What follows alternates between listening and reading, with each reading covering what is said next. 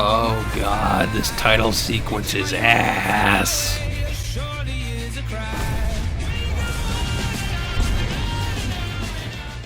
Class is a British science fiction high school drama and spin-off of Doctor Who, taking place at Coal Hill Academy, a recurring location for the franchise.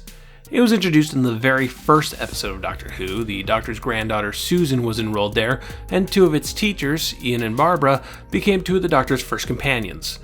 The seventh Doctor fought the Daleks on the school grounds in the serial Remembrance of the Daleks, and Sam Jones, the first companion of the 8th Doctor adventure novels, was enrolled there for a time. Recently, it was a place of employment for Clara Oswald, and even the Doctor served as the school's caretaker for a time. So it's gradually become a hotbed for alien activity, and when you're looking to do a young adult aimed show with supernatural elements in the vein of Buffy the Vampire Slayer, there's really only one location you can choose. Class is the fifth official Doctor Who television spin-off, depending on how you count it, since K9 and Company was just a pilot that didn't get picked up, and K9 was more the result of a copyright loophole than an official production. Yeah, there were people so confident in K9's abilities to headline a show that they tried it twice. Meanwhile, my pitch of the Doctor regenerating into a jar full of spiders just gets ignored by the BBC elite. Double standards. Double standards! The other spin-offs we've had were Torchwood, an explicit adult affair with a lot of sex and violence, and the Sarah Jane Adventures, which was for the kiddies. So Class ends up tapping into the demographic those two shows didn't touch: young adult. They even got an actual YA novelist to write the entire thing. Patrick Ness is known for the Chaos Walking trilogy and A Monster Calls, none of which I've read, so I can't speak on his qualifications in writing a Doctor Who school drama. But his books seem well loved and he's won a lot of awards, so they're probably onto something. Class Episode 1, For Tonight We Might Die, does its duty in setting the stage and introducing our cast of characters. We've got Ram, the jerk-ass football player. We've got Tanya, a very intelligent girl who's moved up 2 grades, which actually means she's cut off from the activities exclusive to older students, such as the upcoming prom, which is in autumn? Is that a British thing? There's April, a nice girl who really seems to struggle to make friends and is the only member of the prom decoration committee. And finally, Charlie and Miss Quill, who are aliens. Charlie is an alien prince from a world that was destroyed by the demonic Shadowkin, and Miss Quill was a freedom fighter who attempted to overthrow Charlie, and when she failed, she had a little bug put into her brain that will kill her unless she acts as the prince's bodyguard. The Doctor managed to save them from the Shadowkin and brought them to Earth, where Charlie poses as a student and Miss Quill takes a job as a science teacher. However, the Shadowkin have managed to find Charlie and Quill and are breaking down the space-time barriers to get to them, putting the entire school at risk. In one of their attempts to get at them, some sci-fi tech causes April to fuse her heart with that of the Shadow King, leader of the Shadowkin, binding them together, allowing April to see visions into the Shadowkin realm. Well, that's just great. Aliens are gonna ruin prom. Also, everyone is gonna die. Yeah, I remember those days. High school sucked. Since the first episode is focused largely on exposition, there actually isn't a whole lot to say at this point. None of the characters get a lot of focus, and therefore not a lot of development. More time is spent making reference to its own structural existence. For example, April and Tanya have a conversation early on where one of them references the Bechdel test. It's sort of Whedon-esque, though it doesn't come out quite as well. Love it or hate it, but Whedon could really make that stuff sing. Here, it doesn't come out quite as gracefully. They even make a direct reference to Buffy the Vampire Slayer near the end, which I could only take as lampshading. More interesting is the level of violence actually on display here. This is a bloody show with a not insubstantial body count. In just the first episode, we see people get disintegrated, stabbed through the chest, and dismembered. But it's even more gruesome in the second episode, with skinned corpses, bags full of body parts, and thick blood trails all over the place. I don't want to spoil too much, but one of the main characters receives a very serious and lasting injury in the first episode. A maiming early on that you would normally expect near a series finale, where you don't have to write around it as much. Looking at you, Xander. I mean, as far as the first episode goes, it's okay. Some of the characters show promise. Some of them, especially Charlie the alien prince, are really boring.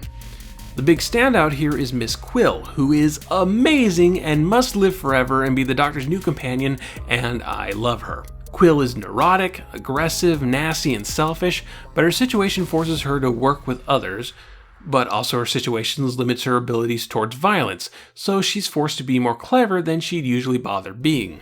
She is also an alien. Charlie's alienness extends only to, I'm not from Earth so I don't know what prom is, which is lame, but Quill has a harder time getting into the swing of expected human behavior, usually resulting in her becoming theatrical over very minor things. To put it in terms of Buffy, Quill is kind of a mix of Anya and Spike, with Anya's humorous disconnect from humanity and Spike's brashness and coolest one in the room attitude. She even has a thing in her head that controls how she uses violence, just like Spike had in season 4 of Buffy. Now, second episodes are important, more important than most people give them credit for. First episodes can dump a lot of stuff on you, and you might not know what's actually important, what the show is actually going to be about, what it's going to focus on, until you see what elements carry over into the second episode. For example, is this show going to be an ongoing serial about the Shadowkin? If Class's second episode, The Coach with the Dragon Tattoo, is anything to go by, the answer is no. It's actually going to follow a Monster of the Week formula, at least for a while, as some kind of unseen dragon monster goes around skinning people. The blood and gore are staying, though. In fact, this second episode doubles down on it, making it one of the goriest Doctor Who products ever produced. Instead of furthering the Shadowkin plot, the episode opts to make it a character piece for Ram, who's having a hard time dealing with the ramifications of the previous episode. Which is good, because with the exception of White Bread Charlie, Ram is the least interesting character from the first episode, and episode 2 goes a long way in fleshing him out, exploring his relationship with his father, with athletics, and with the trauma dealt to him in the last episode. We're likely to get at least one episode like this for each of the main teenage characters, and I hope they all do as good of a job for them as this episode does for Ram. The amount of character continuity between episodes also raises the question of how aware people actually are of alien presences, the answer to which seems to vary wildly at any given point in the Doctor Who franchise. I understand why. They want the shows in this franchise to reflect the real world in some capacity, but in the Doctor Who universe, the Earth's gotten invaded by aliens on a weekly basis since at least the 1970s. There's been a few attempts to retcon some of this alien contact out thanks to the wonders of time travel, but you can only put so many band-aids over this.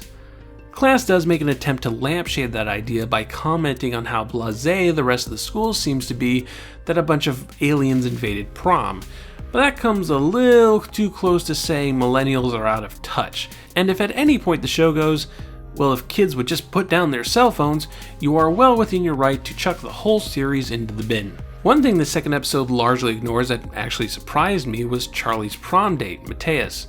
For one, the fact that Charlie was a gay character was marketed more than the fact that he was an alien. And as much as I wish we lived in a time where that wasn't a big deal, it's still a pretty big deal, especially since LGBT characters in Doctor Who have been cut down to a third of what it was after Russell T Davies left the franchise, and one of those remaining characters was a transgender horse.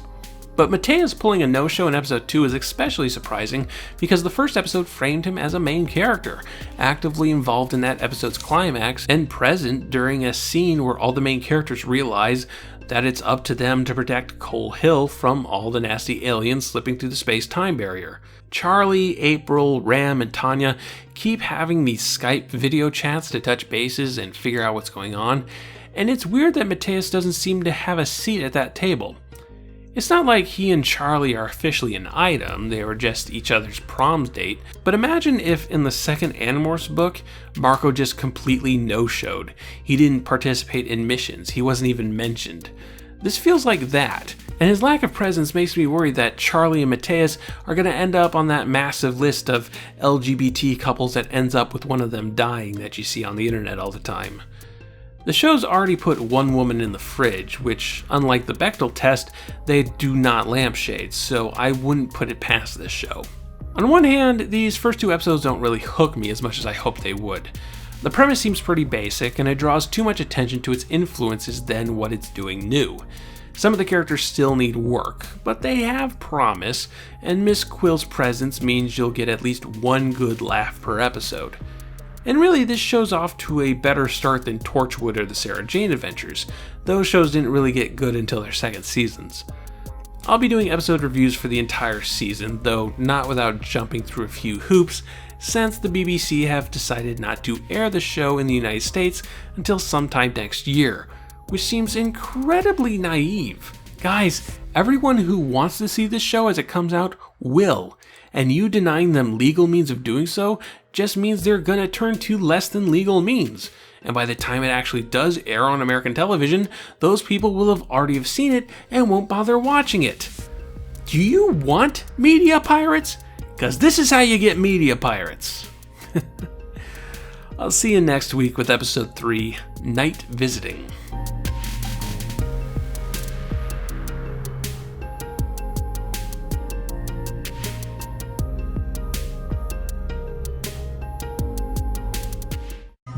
Leave us!